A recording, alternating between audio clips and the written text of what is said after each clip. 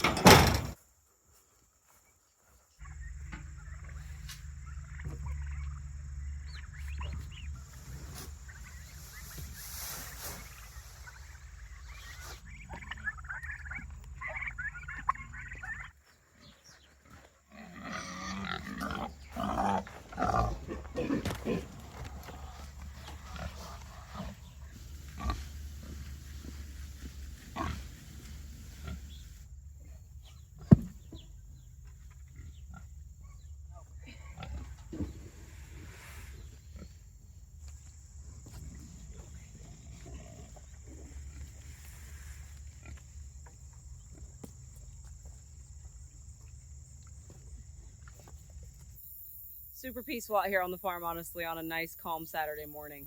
So first up for us then, as far as harvesting, is I need to pick some peppers. He's working on beans to pick all the different types of peppers that we got going right now.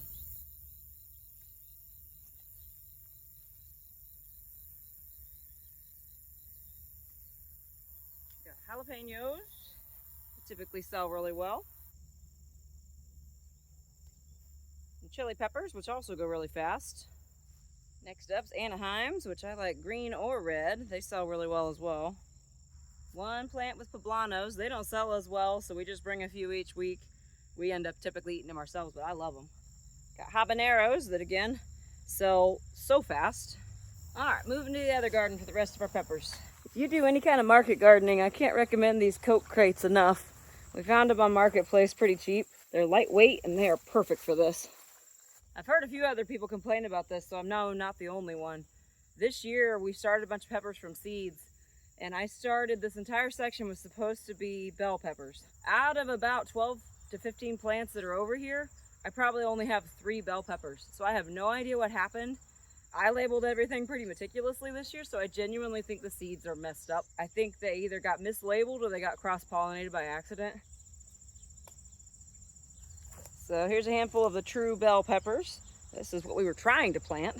Okay, then we have these, which again, were supposed to be bell peppers, but we can only assume are Anaheims. These look and taste a lot like an Anaheim, but they actually turn yellow when they ripen. So we just pick them when they're green. And lastly, a bunch of mystery peppers that we have no idea what they are. Supposed to be a bell. As you can see, that's just not quite shaped right.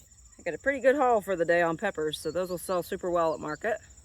All right, I'm gonna dive in on green beans. These are really getting towards the end of their lifespan. We're having to be more picky about which ones we keep as the plants get older, but these are still very tasty jade green beans. My favorite ones to grow, mostly because when they're healthy and young, they grow real nice long beans like this one.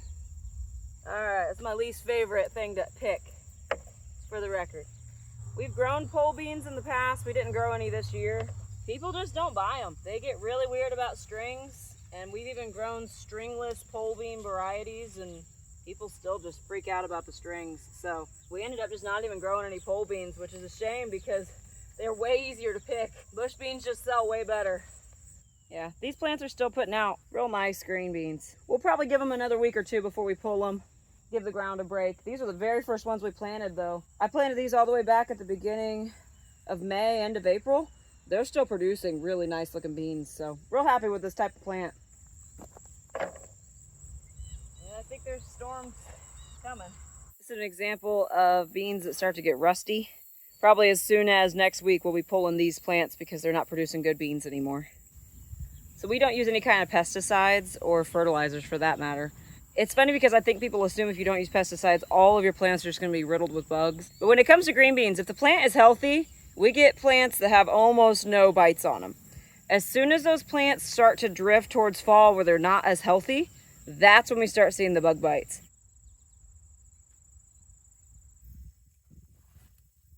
I have one little patch of provider bush beans. These are shorter, obviously, a little lighter in color, and they're just a little bit fuzzier, which kind of freaks some people out, to be totally honest.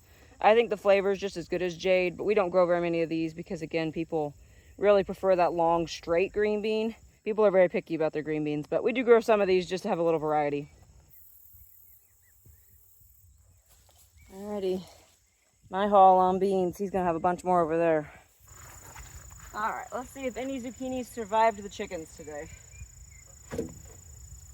Well, missed that one. That's gonna be brownies later. Ah, pig. What? Pig. Oh. What are you doing, dude? Go. No, go on. Get. Go. I love you too. Okay. Out of my garden. Go. Get. Go. How the heck did it get out? Come on. Pig. Okay. That hasn't happened in a while.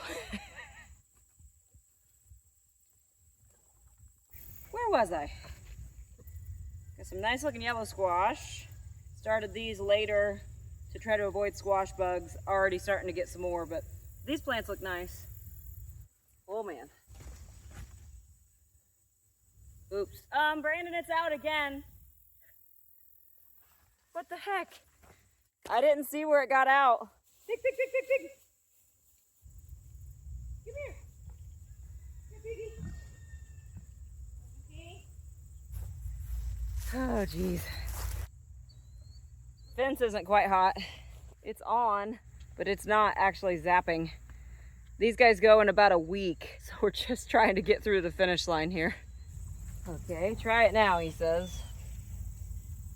Yeah, ow. It works. Hey, it works again. That didn't feel very good. We've got thunder and ominous skies, but so far no rain. Last stop, tomatoes.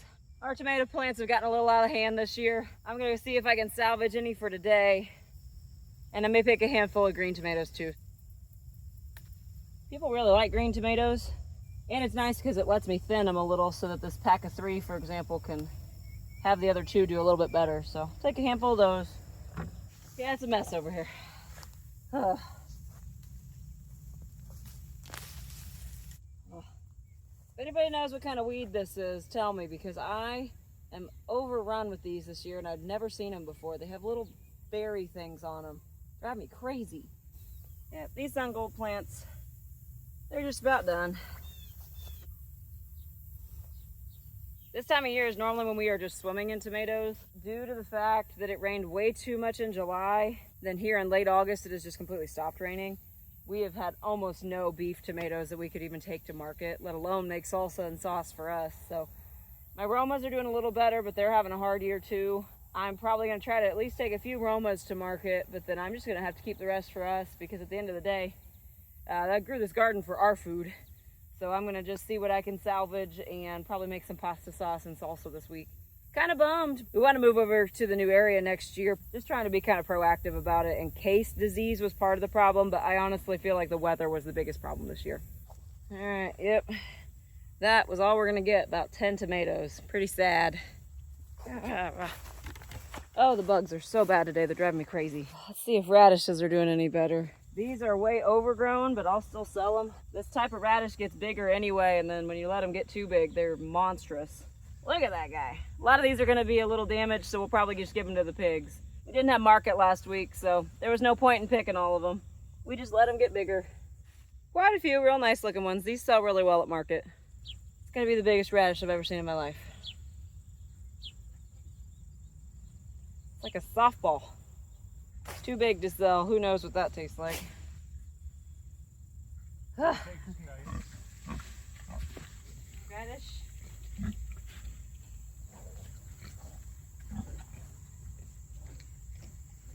What the heck? How are you getting out? Yeah, it'll zap you, you idiot. Come on. Let's go this way.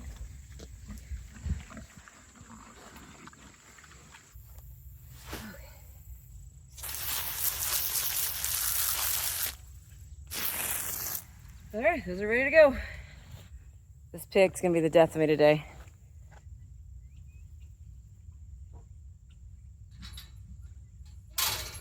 Let's go.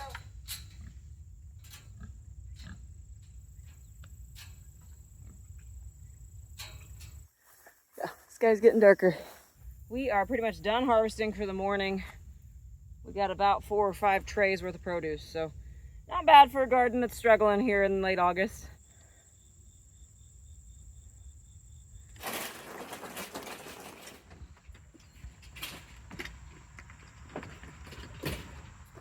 It is about 10:30 in the morning. We do have storms coming, and just in time we got pretty much all the produce done. I'm gonna head inside though and get eggs ready. All right, I've got about 2 days worth of eggs to wash. We do wash our eggs, and then when it's time to wash them, we soak them in water for a few hours beforehand. I just take a quick scrub around and they're ready to go. That's because what customers are used to. People do not like unwashed eggs. We have about 50 probably different regulars that get eggs from us. I've only had 1 or 2 request unwashed eggs. So there's really just no point business-wise for us to keep a stash of unwashed eggs or try to keep them separate. There's just not enough demand for the unwashed eggs. If someone asks for it, we'll keep them set aside, but for the market, we wash all of them. It gives us a chance to get a quick look at every egg too, looking for cracks, because sometimes they are very small and hard to spot. We do miss some, I'm sure, but nobody's ever complained. The other nice thing about being able to inspect them is we can sort them into larges and mediums. We keep the cracked ones as long as they're not actually busted. As long as that membrane is intact, then we're fine to eat them. So we just put those straight into the fridge, and that's what we eat on. 2 days worth of eggs for us means about 16 to 20 dozen eggs that I'm about to wash here in the next little bit. Surprisingly, it does not take as long as that probably sounds like it would take. Probably in about half hour's time, I'll have them all washed, and 45 minutes tops, I'll have them all packaged and ready to go. So it is a decent chunk of time, but it's kind of methodical, almost cathartic kind of work, because there's just something nice about not having to think for a while and just going through the motions. So I actually really enjoy collecting eggs, and I really enjoy washing the eggs. Almost like crossing something off your to-do list. We do not package them as nicely when we're selling them from the farm because it just doesn't matter. But for the market, we package them pretty fancy. All right, this is 1 day's worth of eggs. These here are the mediums, and then these are the larges, including this jumbo. We separate the whites, and they go to somebody else who buys all of our white eggs. We ended up with about 9 dozen good eggs just from 1 day. All right, one of the things that we do when we're getting our eggs ready is we put this cute little stamp on 1 per dozen. I bought this stamp a couple years ago, and it's become a bit of a staple, so I think we're gonna have to do this for the rest of our business life. Once I have them stamped, then I'll load them up into the cartons. This gives me one last chance to check for cracked eggs. Then I gotta date them with the day they were packaged, and 30 days after that.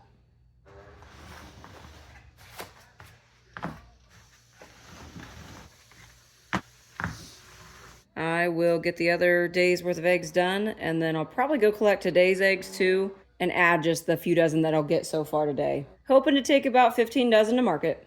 All right, eggs are cooled down, ready to go.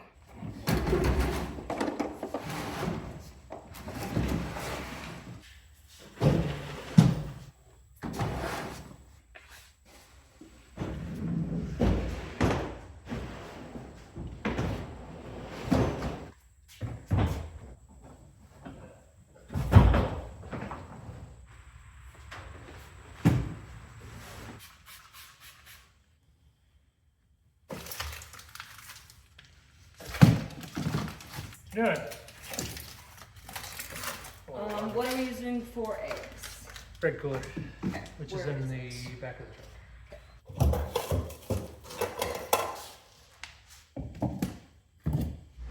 Move.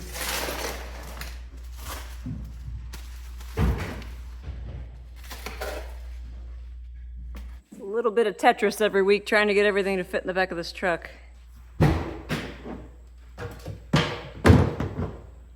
Go in first? Sure.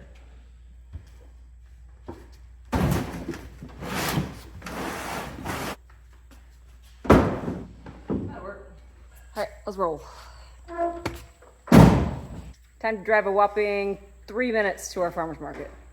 This is the road that we use for our farmer's market. He's closing it down on the other side. I'm gonna get this side closed. The town was nice enough to let us just use this road instead of having to pay to use the park.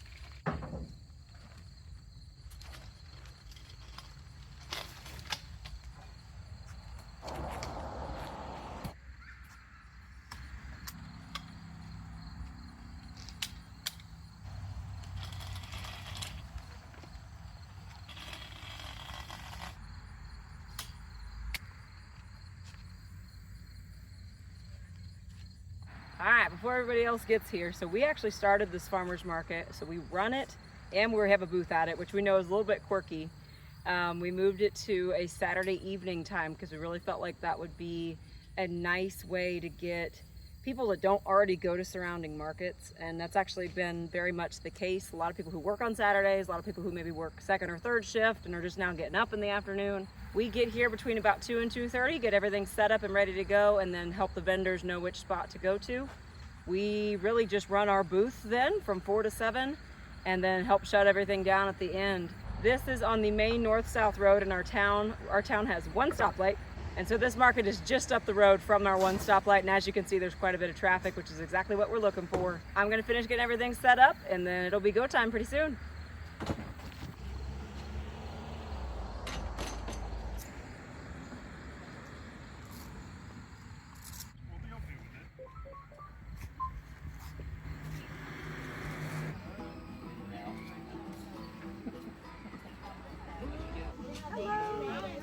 Good, how's it going? Great, thank you guys for coming out. 3 large dozen dessert, please. How are you guys today? There's a pack of thighs. Thank you guys. Hi. I need a large. We got One 'em. large? $4, ma'am. How are you? I need one large eggs. Okay. I need 2 packages of chicken breasts. Yes, ma'am. And let's go with 2 packages. 2 packages of ground beef. Alrighty. See you guys. Hi. How you guys doing? Good, how's it going? All right. Came from my green bean. Oh, we got them. Perfect timing. Alright. All in all, pretty good market for us. Time to pack up.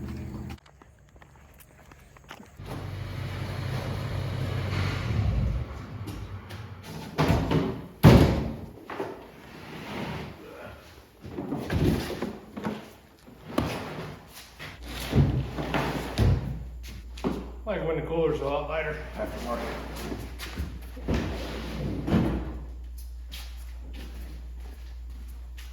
There we go.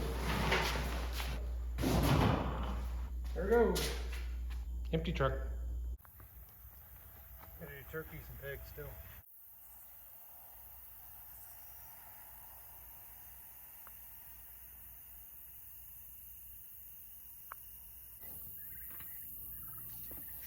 Here she comes. Here she comes.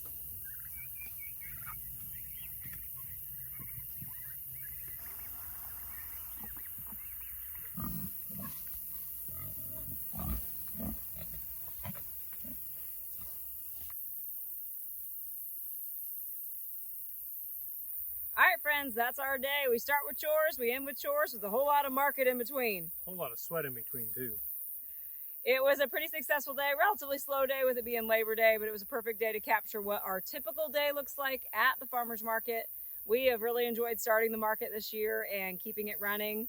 We really enjoy being a vendor at the market as well. It's our 3rd summer being a vendor. All in all, it's kind of become a nice, easy rhythm, I feel like, now that we've done it a few months, but it's still a lot of work and it pretty much takes up our whole Saturday, but we really enjoy it. So for now, gonna go probably eat some popcorn and watch some TV for once in our lives. Sounds great. So this was Courtney And Brandon. from Ruby Red Farm, and I hope you all have a great day.